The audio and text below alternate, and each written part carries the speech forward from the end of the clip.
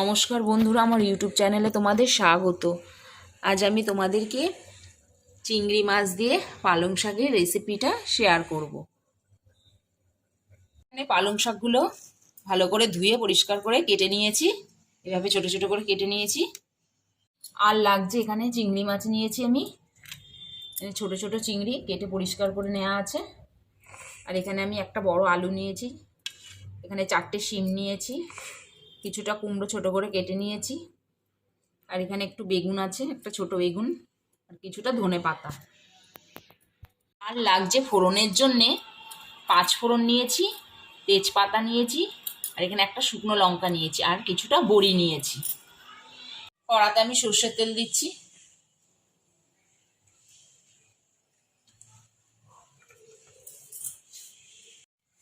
তেলটা গরম হয়ে গেছে, আমি এখানে বড়িগুলোকে আগে ভেজে নিচ্ছি।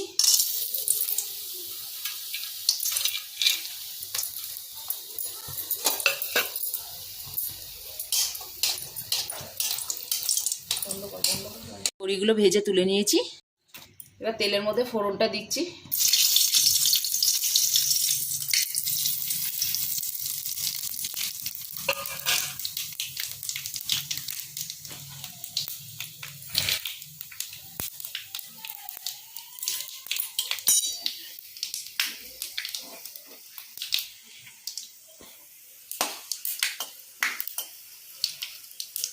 ফোড়নটা ভালো করে ভাজা হয়ে গেলে একটা সুন্দর গন্ধ ছাড়বে, তারপরে আমি সবজিগুলো দিয়ে দেব।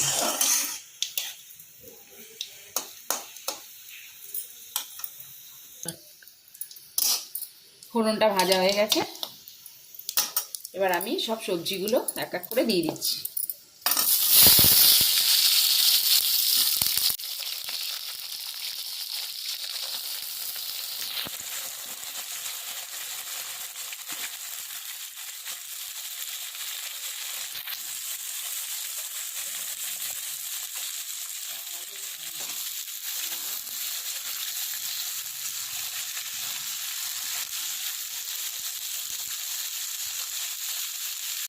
ওই ভাজাগুলোর মধ্যে একটু নুন দিয়ে দিচ্ছি,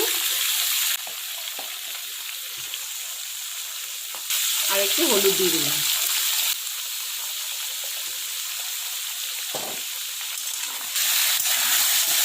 সবজিগুলো খুব ভালোভাবে কষিয়ে নেব, বেশ লাল লাল করে একটু ভাজা ভাজা হয়ে যাবে।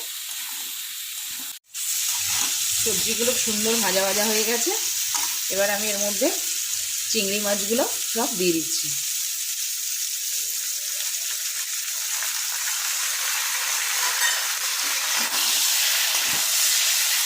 চিংড়ি মাছগুলো দিয়ে একটু নাড়াচাড়া করে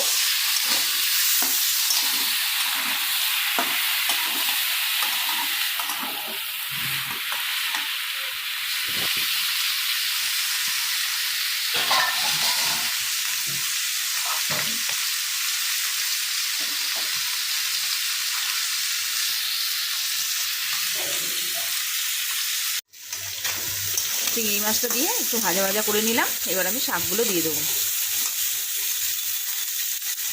শাকগুলো সব দিয়ে দিচ্ছি।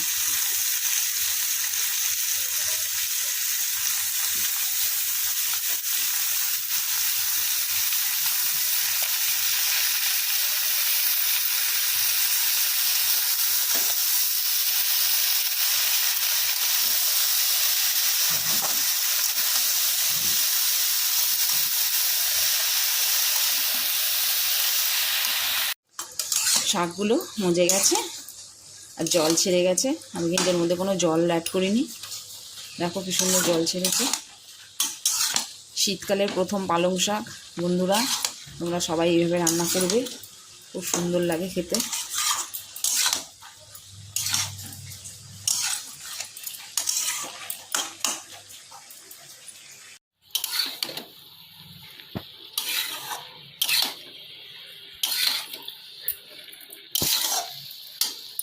এবার আমি এই বড়িগুলোকে দিয়ে দিচ্ছি।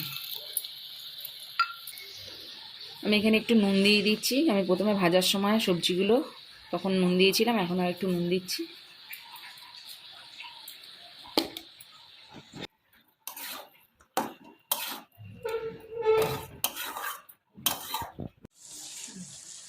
আমি এর মধ্যে একটু চিনি দিয়ে দিচ্ছি।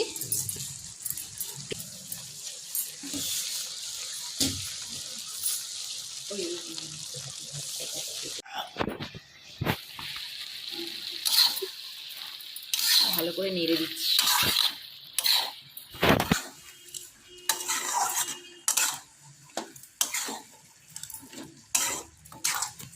যারা চিংড়ি মাছ দিতে না চাও তারা এমনিও চিংড়ি মাছ ছাড়া ওইভাবে করে নেবে, খুবই সুন্দর লাগবে খেতে।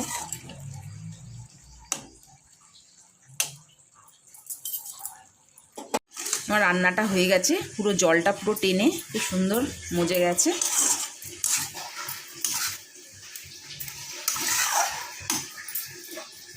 এবার আমি কেটে রাখা ধনে পাতাগুলো এর মধ্যে দিয়ে দিচ্ছি।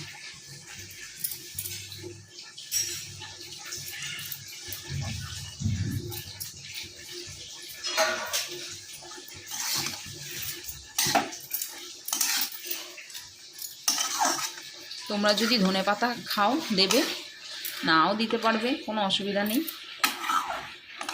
ধনে পাতাটা দিলে একটু টেস্টটা বেশি সুন্দর হয়, ভালো হয় খেতে। তোমরা চাইলে দিতেও পারবে, নাও দিতে পারো।